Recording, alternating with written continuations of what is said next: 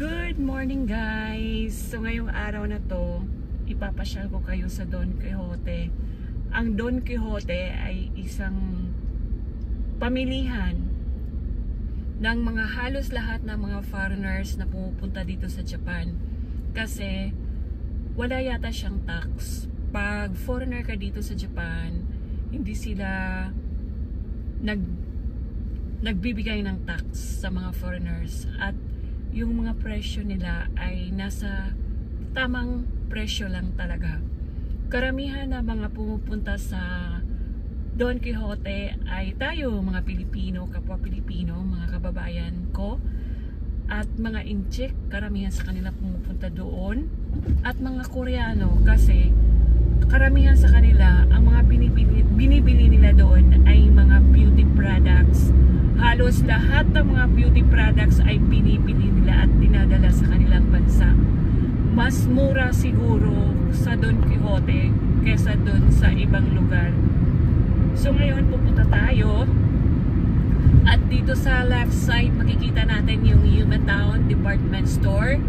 Hanggang second floor lang siya pero malawak siya. Maraming extension yung Yumetown. Karamihan sa mga department store dito sa Japan ay hindi naman yung katulad sa atin na parang mataas, parang ilang floor, pero dito hindi. Ewan ko ba kung bakit, lalo na dito sa lugar namin kasi nga probinsya, di ba? So eto, malapit na tayo sa Don Quixote. At alam nyo ba yung mga bar na yan sa itaas? May mga cameras yan sa mga nagda-drive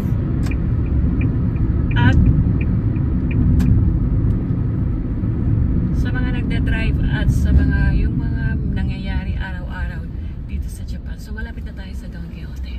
Eto, nandito na tayo. Dito lang ako sa baba. Ayokong umakyat sa taas. Kaya lang ang hirap ng parking. Kaya ko kaya to. So eto, parking tayo dito. Kaya. Okay, nandito na tayo. Ayoko doon sa taas kasi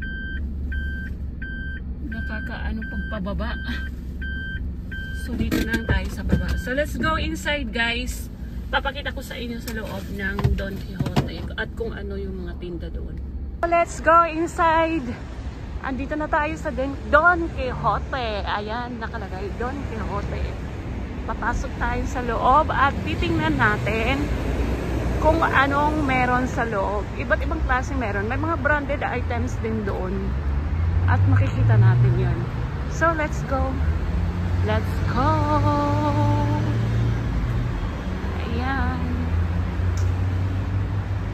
So, eto pagpasok, makikita natin. Iba't ibang klaseng tinda meron dito. Ayan po. So, dito tayo dadaan. Kasi may titingnan lang ako. May bibili na akong lotion. O, ayan o. Ferrero Rocher chocolates. Ang dami dito. Tsaka may mga Philippine foods din dito na tinitinda. Titingnan natin mamaya. Okay? Okay.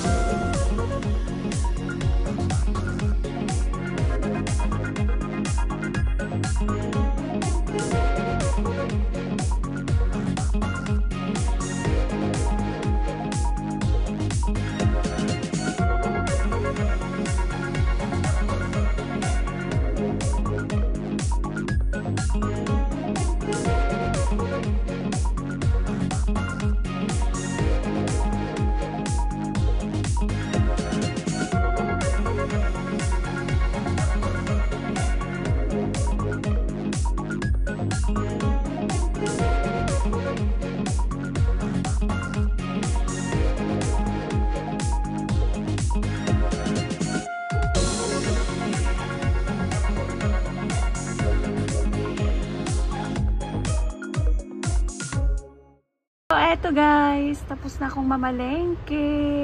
Buwang nakabili din ng tortillas, my favorite.